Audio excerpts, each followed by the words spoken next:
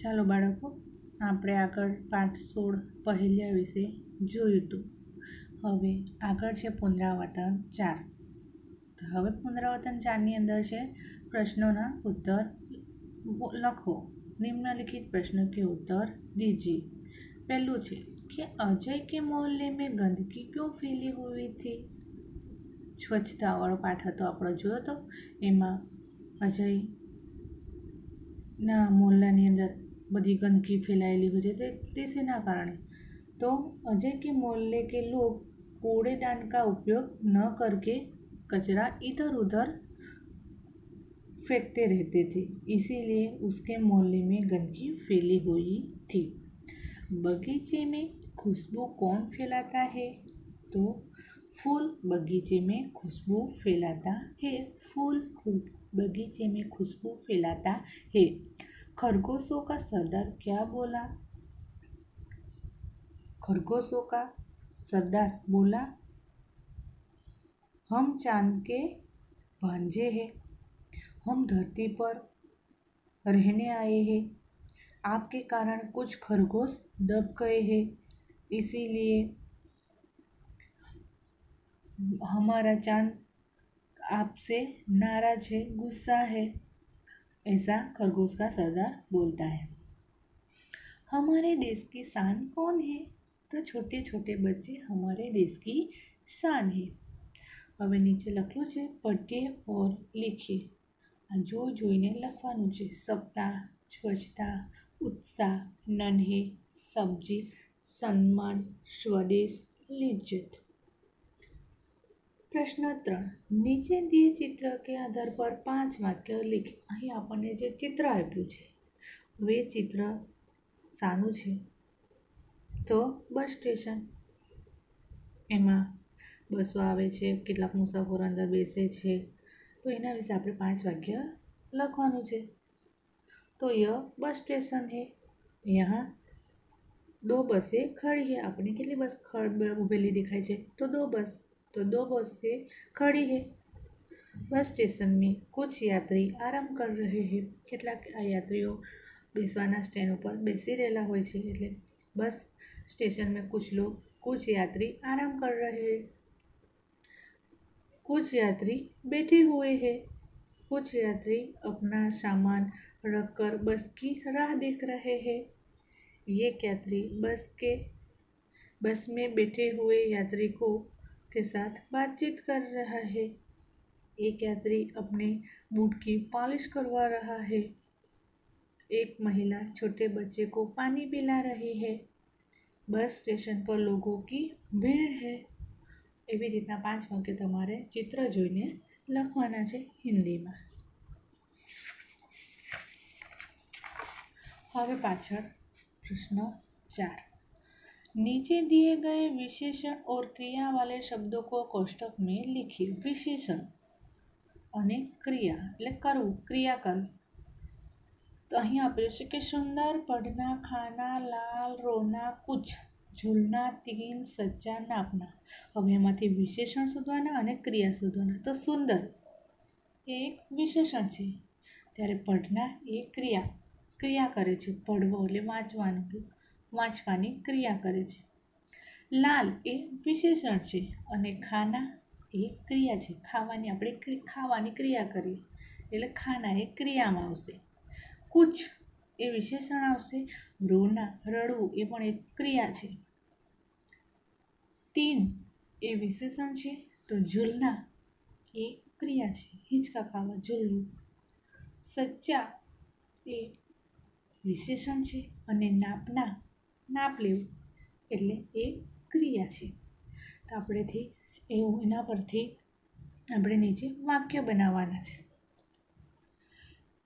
ऊपर दिए गए शब्दों का वाक्य प्रयोग कीजिए. હવે આ ઉપર જે શબ્દ આપ્યા છે વિશેષણ, એના પરથી આપણે શું બનાવવાનું, વાક્ય બનાવવાનું છે. તો સુંદર પરથી શું વાક્ય બનશે કે यह सुंदर चित्र है. વાક્ય બનાવવાનું. मेरी छोटी बहन बहुत सुंदर है. આપણે ગમે તે એક વાક્ય સરસ સુંદર પરથી બનાવવાનું છે. પછી લાલ, यह लाल गुलाब है. यह लाल गुलाब है. પછી कुछ कुछ लड़के मैदान में खेल रहे हैं, कुछ लोग बस स्टेशन पर खड़े हैं. એવી રીતના વાક્ય બનાવવાનું છે. तीन लड़कियां स्कूल जा रही है, 3 कुत्ते भौंक रहे हैं. કોઈ પણ વાક્ય આપણે બનાવવાનું છે. આ નીચે આપણા શબ્દો પરથી. સચ્ચા, अब्दुल कादिर सच्चा बालक था. पढ़ना, अरविंद कहानी पढ़ता है, सुनीता कहानी पढ़ती है. मैं खाना खाता हूँ, तनीषा केला खाती है. रोना, दीपाली रोती है, माँ ने मुझे मारा इसलिए मैं रो रहा हूँ. झूलना, निशा झूला झूलती है.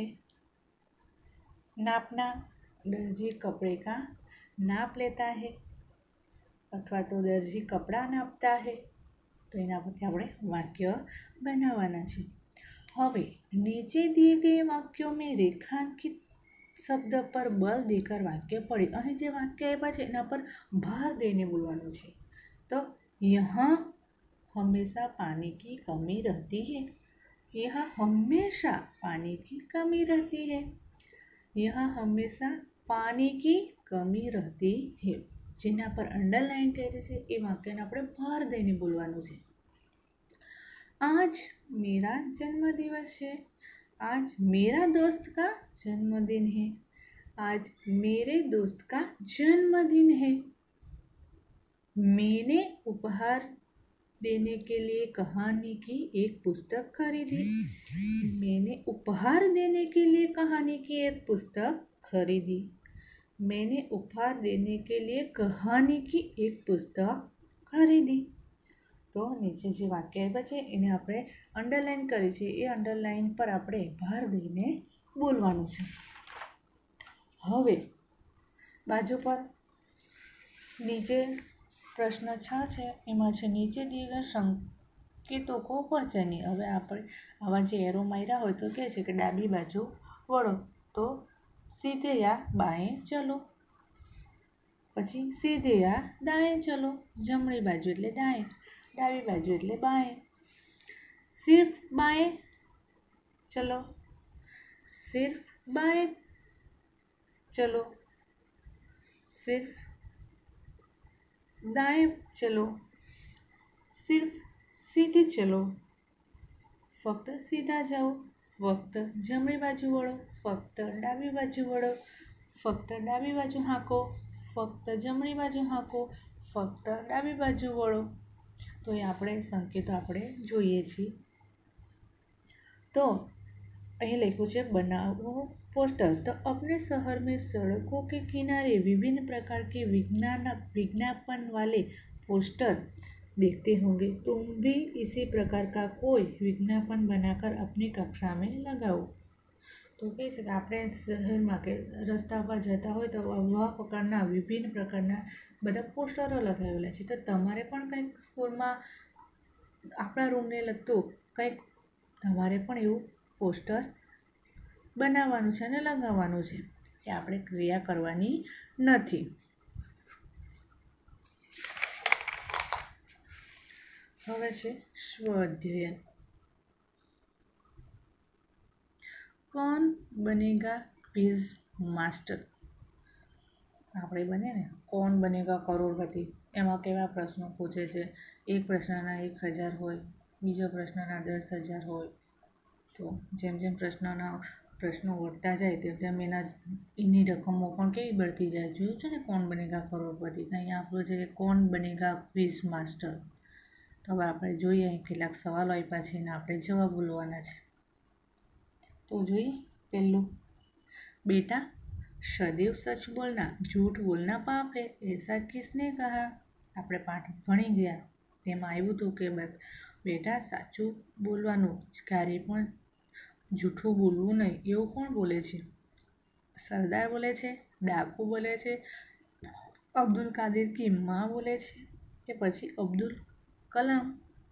તો આપણને ખબર છે કે અબ્દુલ કાદિર કી माँ बोले छे એટલે એના પર નાउન। किसने लोगों को समझाया कि घर का कूड़ा कूड़ेदान में ही डाले? किसने कहा कि घर का कूड़ा कूड़ेदान में ही डाले? मोहन, अजय, अध्यापक के अजय की माँ? तो आपने खबर है कि अध्यापक बोले छे। सभी सब्जियां मेरे बिना अधूरी है, ऐसा किसने कहा? फूल गोभी बोला, बंद गोभी, बैंगन के आलू? बधाने ज खबर है आलू आवशे। सबको गले लगाना हमें किसने सिखाया है? तो दूध तथा पानी ने। लता और पेड़, हवा के झोंकों के सूरज की किरणें? तो लता और पेड़। मैं बादलों से प्रार्थना करूँगा रोज बरसो, ऐसा कौन बोलता है? बिल्लू बोलता है, मोहन बोलता है, लोग बोलता है कि सभी बच्चे? तो बिल्लू। बिल्लू કહે છે કે હું પ્રાર્થના કરીશ રોજ કે વાદળોને કે તમે વરસો। હવે क्या करोगे और क्या नहीं करोगे? આ ફૂલ એક છોકરી છે જે છોડ રોવે છે, તો એ કરવું સારું છે કે ખરાબ છે? તો સારું। પેડ પરથી ફળ પાડવું એ સારું કહેવાય કે ખરાબ કહેવાય? તો ખોટું, ગલત।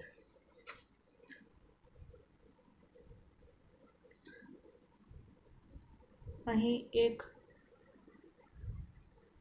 વ્યક્તિ છે, આદમી છે, જે શું કરી રહ્યો છે? ઝાડને કાપી રહ્યો છે। તો એ સારું કહેવાય છે કે ખોટું? તો ખોટું। તો એના પર ગલત કરવાનું। અહીં ફૂલ છોડમાં પાણી પાય છે, તો એ સારી આદત, એને એટલે આપણે શું કરશું? ખરું।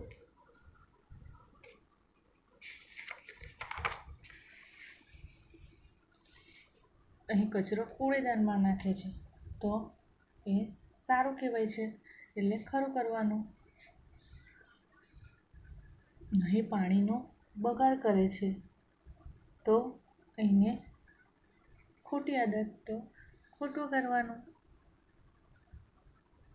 હવે અહીં नीचे निर्देश धीरे धीरे दिए जाएंगे, हर निर्देश के बाद कार्य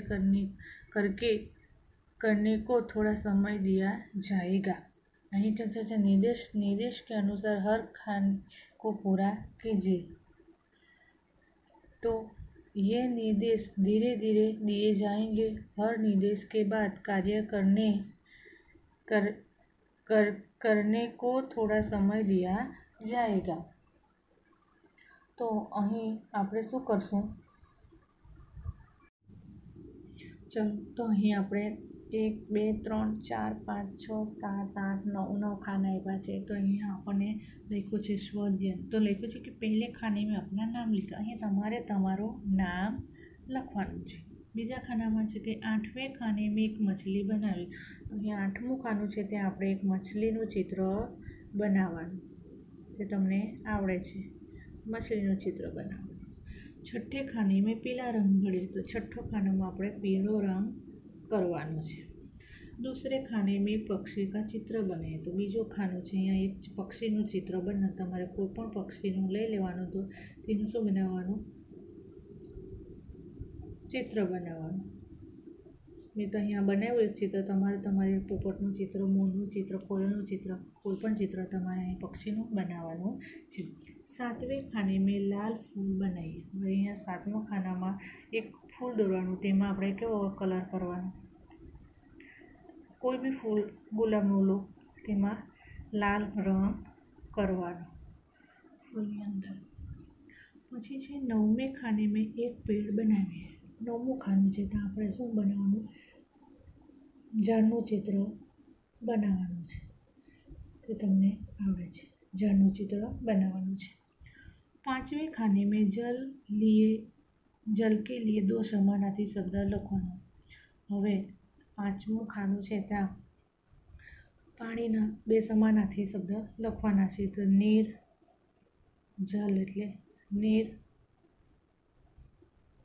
સલીલ, બે શબ્દ બનાવવાના છે. ચોથી ખાની મેં સૂર્ય બનાવે. અહીંયા સૂરજનું ચિત્ર બનાવવાનું છે તમારે.